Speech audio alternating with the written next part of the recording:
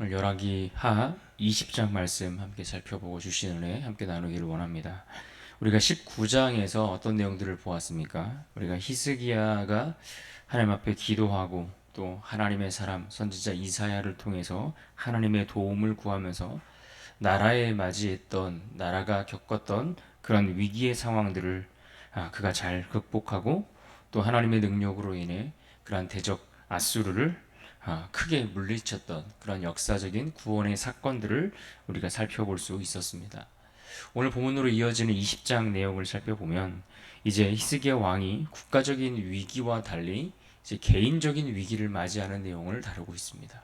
개인적으로 그가 죽을 병에 걸려서 큰 어려움 가운데 처하게 되었는데 그가 이 개인적인 위기를 어떻게 극복하는가 하는 것을 우리에게 보여주고 있습니다.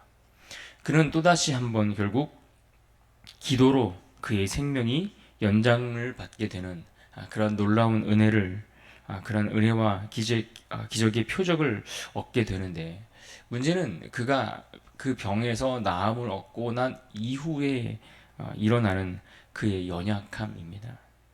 그 연약함에 대해서 또한 함께 기록하고 다루어지고 있습니다. 모든 문제와 위기를 잘 극복했습니다. 그런데 문제는 그의 마음이 예전과 같지 않았다라는 것입니다. 예전과 같지 않아 그의 마음이 높아지고 교만한 마음이 들어오고 그렇게 영적으로 나태함에 빠져서 그가 방심하여 예상치 못한 그의 인생 후반부에 찾아온 어두운 그림자가 들이오는 것을 우리가 볼 수가 있습니다. 그래서 열왕기하 20장의 말씀은 하나님의 은혜를 받은 자가 어떻게 끝까지 그 은혜를 겸손하게 받아들이고 또 신앙의 경고와 어떤 그 겸손히 그 신앙을 유지해야 하는가 하는 것에 관련된 그러한 신앙의 경고와 교훈들을 오늘 말씀 속에서 배울 수가 있습니다.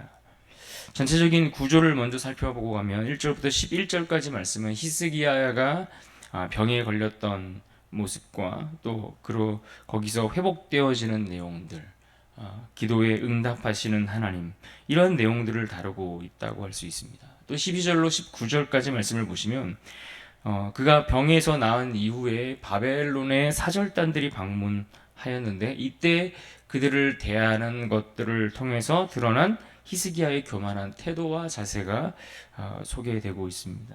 그리고 마지막 20절과 21절은 그의 죽음, 히스기야의 죽음과 그의 아들 므낫세가 왕위에 오르게 되는 그러한 장면들을 우리에게 소개해 주고 있습니다. 오늘 본문 1절은 히스기야가 병에 걸려서 죽게 되었다라는 이 소식을 우리에게 전하는 것으로 시작하고 있습니다. 1절을 보겠습니다. 그때에 히스기야가 병들어 죽게 되매 아모스의 아들 선지자 이사야가 그에게 나와서 그에게 이르되 여호와의 말씀이 너는 집을 정리하라 내가 죽고 살지 못하리라 하셨나이다. 우리에게 매우 익숙한 본문이죠. 히스기야가 병에 들어 죽게 되었을 때에 이사야 선지자의 그 예언의 말씀을 듣고서 어떻게 반응합니까? 얼굴을 벽으로 향하여 간절히 하나님 앞에 기도하는 그러한 장면입니다. 3절도 보실까요? 여호와여 구하오니 내가 진실과 전심으로 주 앞에 행하며 주께서 보시기에 선하게 행한 것을 기억하옵소서 하고 히스기야가 심히 통곡하더라. 앞서 열왕기하 18장 3절에서 히스기야에 대한 하나님의 평가가 나왔습니다. 하나님의 평가는 어떠했습니까? 그가 여호와의 율법을 행함에 있어서 최선을 다했다라고 말하지 않았습니까? 그러니까 그는 여호와의 율법을 최선을 다해 행했다. 그것이 하나님의 평가였습니다. 생각해 보면 예수님 당시에 많은 바리새인들이 왜 책망을 받았습니까? 히스기야가 보여줬던 그러한 경건의 모습이 아니라 그저 경건의 행위를 모방하고 자신의 의를 드러내려 자랑하려 했기 때문 아니겠습니까? 하지만 오늘 본문 속에서 히스기야에 대해서 이 전심이라는 단어가 사용되었는데 이 단어는 온전한 완전한 마음, 성실한 그의 어떤 중심 이런 것들을 뜻하는 단어이죠. 그러니까 지금 죽을 병에 걸린 히스기야가 자신의 삶을 하나님 앞에 구체하게 변명을 늘어놓는 식의 이런 것들을 둘러대고 있는 것이 아니라 일관된 믿음으로 하나님 앞에 간절히 도움을 청하며 호소하고 있다라는 것을 우리에게 알려주는 대목입니다. 구체적으로 우리가 생각해 볼 때에 이 히스기야가 왜 이와 같이 자신의 생명에 대해서 연장시켜 줄 것을 간절히 간구했는가, 그 이유를 우리가 생각해 볼 수 있는 것들이 있는데, 먼저는 그에게 아직 그 뒤를 이을 왕의 그 뒤를 이을 아들이 없었다라는 점을 우리가 생각해 볼 수 있습니다. 므낫세가 12세에 왕위에 오르게 되는데, 히스기야가 죽을 병에 걸려서 하나님이 그의 생명을 몇 년 연장시켜 줍니까? 15년을 연장시켜 줍니다. 그러니까 죽을 병에 걸린 이후에 그 연장받은 삶을 살면서 그의 아들을 낳지 않았습니까? 그러니까 학자들이 봤을 때에 히스기야가 아직 자신의 왕의 뒤를 이을 그런 자식도 없는 상황이었기에 더욱 이러한 간격한 기도를 드릴 수밖에 없었다라고 이야기를 하는 것이죠. 또한 당시 시대적 상황에서 볼 때에 장수하는 일은 의인들에게 주신 축복이라고 사람들은 여겼습니다. 일찍 단명하는 일들은 오히려 악인들에게 주어지는 하나님의 심판이고 저주라고 생각했기 때문에 이와 같은 반응을 보였었다라고 그렇게 이해할 수 있다라는 것입니다. 여하튼 어떤 이유 때문이든 분명한 것은 그의 간곡한 기도가 하나님께 상달되었고, 하나님께서 그의 기도를 들으셔서 15년이라는 시간의 생명을 연장해 주셨습니다. 심지어 하나님은 이 아수르에게서도 그를 보호해 주시겠다라고 하는 그런 약속까지 허락해 주시는 것을 볼 수 있습니다. 6절을 보십시오. 내가 내 날에 15년을 더할 것이며 내가 너와 이 성을 아수르 왕의 손에서 구원하고 내가 나를 위하고 또 내 종 다윗을 위함으로 이 성을 보호하리라 하셨더라. 또한 그에게 하신 그 약속의 말씀에 대한 증표까지도 또한 그에게 보여주시는데, 해 그림자를 10도 뒤로 물러가게 하시는 그러한 표적을 보여주셨습니다. 11절을 보십시오. 선지자 이사야가 여호와께 간구하며 아하스의 해시계 위에 나아갔던 해 그림자를 10도 뒤로 물러가게 하셨더라. 여기 보면은 아하스의 해시계가 등장하는데, 이 아하스의 시계는 당시에 아마 바벨론에 있었던 그런 물 중에 하나였을 것으로 그렇게 생각을 합니다. 바벨론의 12단계로 이 그림자가 나뉘어서 해시계로 활용되었던 것이 있었는데, 그것을 아하스 때에 모방하여 본을 떠서 만들었을 것으로 추측합니다. 간혹 이것이 어떤 우상과 관련되어 있다라고 이야기하는 그런 학자들의 이야기들도 있긴 하는데, 여하튼 정확한 어떤 형태의 것을 이야기하는지는 우리가 알 수 없지만 분명한 것은 여호수아 시대에 하나님께서 전쟁 가운데 해와 달을 멈추어 승리를 허락하신 사건과 마찬가지로 지금 이 히스기야에게 놀라운 이적을 베푸셔서 그의 생명을 연장시켜 주셨다라는 것을 우리는 알 수 있는 것입니다. 그래서 우리는 오늘 말씀 속에서 죽음과 같은 그 위기 앞에 선 히스기야가 문제를 뛰어넘고 위기를 극복함에 있어서 마찬가지로 가장 강력한 무기로 무엇이 사용되었다는 것입니까? 기도가 사용되었다는 것입니다. 이것을 우리가 주목해 보셔야 합니다. 그리고 그 기도를 들으시고 응답하시는 하나님은 지금도 전심으로 하나님 앞에 구하고 하나님을 찾는 자들에게 응답하신다는 이 사실 또한 우리가 함께 놓치지 말아야 합니다. 특별히 기도의 응답이라는 이 문제, 기도의 응답이라는 어떤 문제의 해결을 넘어서 하나님은 우리의 문제를 해결해 주실 뿐만 아니라 그로 인한 은혜와 그로 인한 확신까지 주시는 그러한 하나님이라는 사실을 우리는 함께 기억할 수 있어야 합니다.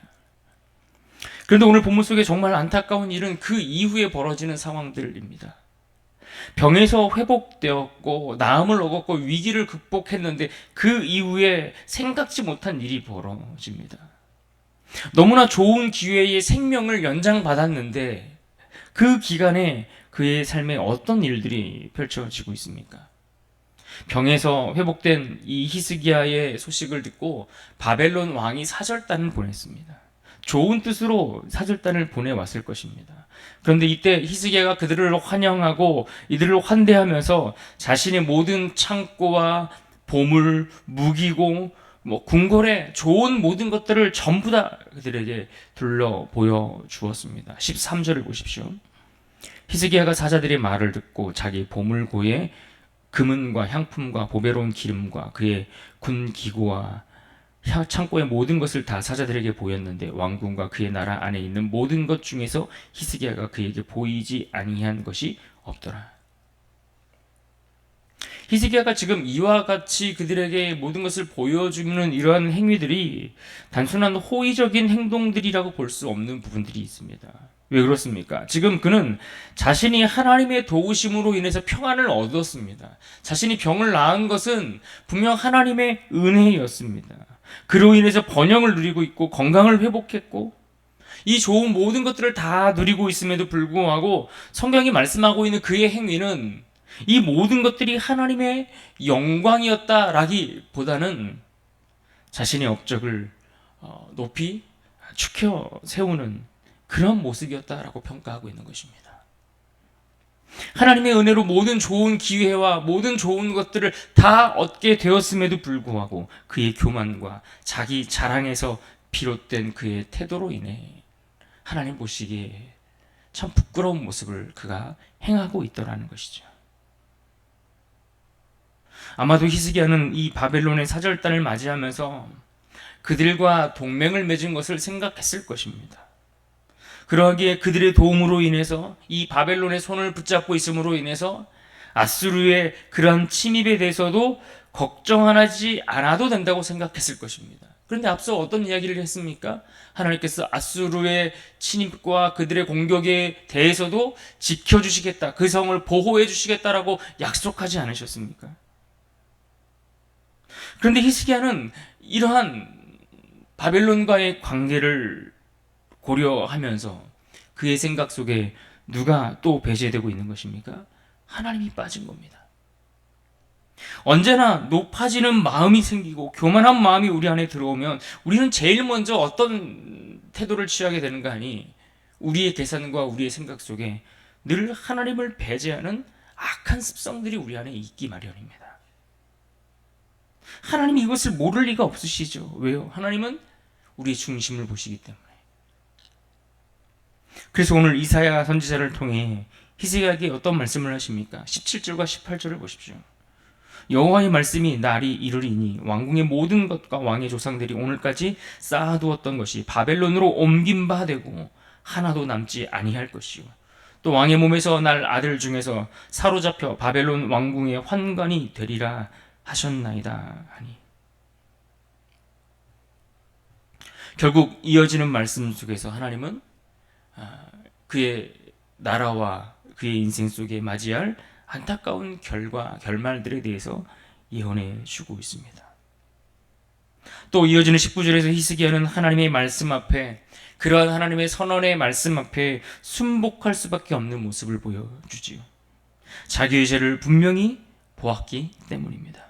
자신의 높아지려고 하는 그 마음을 인정하지 않을 수 없었기 때문이죠. 그래서 그는 자신의 죄를 시인하고 엄청난 징책을 선고한 하나님의 말씀을 정당한 것으로 받아들였습니다.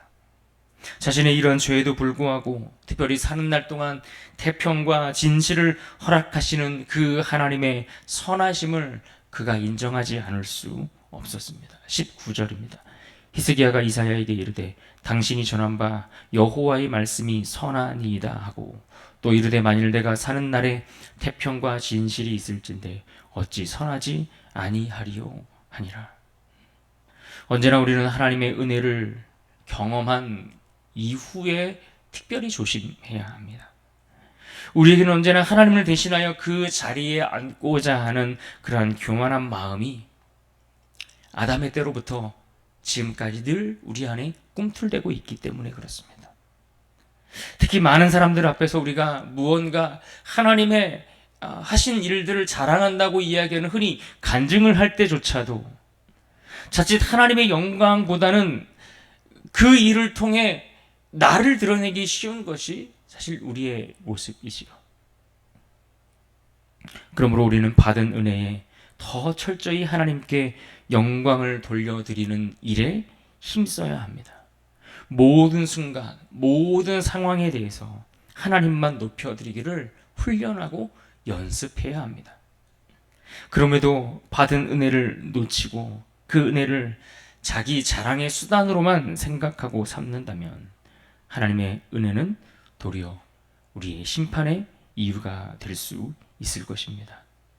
이제 히스기야가 세상을 떠나고 그의 아들 므낫세가 남유다의 왕위에 오르게 되었습니다. 그런데 앞으로 보시겠지만 그는 아버지와 달리 유다 역사상 가장 악한 왕으로 평가받는 그런 인물 중에 한 사람입니다. 우상숭배와 죄악으로 남유다를 완전한 타락의 길로 빠져들게 만들죠. 이 연결은 매우 중요한 대목이 있습니다. 왜냐하면 히스기야가 후대를 위한 믿음의 유산들을 남기지 못했기 때문이다라는 평가를 받을 수 있기 때문이죠. 그러므로 기억해야 합니다. 신앙은 내 때에, 나의 때에 복을 받는 것으로 완성되는 것이 아닙니다. 하나님의 은혜를 받았을 때에 그 은혜를 다음 세대까지 잘 전달하고 이어주는 것까지가 믿음의 완성인 겁니다. 그러니까 믿음의 완성, 신앙의 완성은 우리 때에 끝나는 것이 아니라 우리 때에 내가 받은 복과 그 은혜를 잘 누리고 간직할 뿐만 아니라 이것을 우리의 자녀 세대, 우리의 다음 세대까지 잘 전달하고 연결시켜주고 그것들을 계승해 갈 때에 우리의 신앙이 참으로 하나님 앞에 아름답게 완성된다라는 것을 우리는 기억해야 합니다. 믿음은 계승될 때에 역사로 이어지는 것을 우리는 분명하게 알아야 하죠. 그러므로 오늘 본문 속에서, 말씀 속에서 특별히 우리가 기억하고 붙들어야 할 말씀은 본문 3절 말씀입니다. 3절 말씀 우리 함께 읽겠습니다. 3절입니다. 시작. 여호와여 구하오니 내가 진실과 전심으로 주 앞에 행하며 주께서 보시기에 선하게 행한 것을 기억하옵소서 하고 히스기야가 심히 통곡하더라. 진실한 기도는 하나님께 상달됩니다. 하지만 그 기도 뒤에 교만이 스며들면 하나님의 영광은 사람에게서 떠나기 마련입니다. 우리가 이것을 기억하고 오늘도 진실한 기도로 하나님의 은혜를 구하고 주신 은혜에 감사하며 오직 그 하나님께만 영광 돌리는 복된 인생으로 살아갈 수 있기를 주님의 이름으로 축복합니다.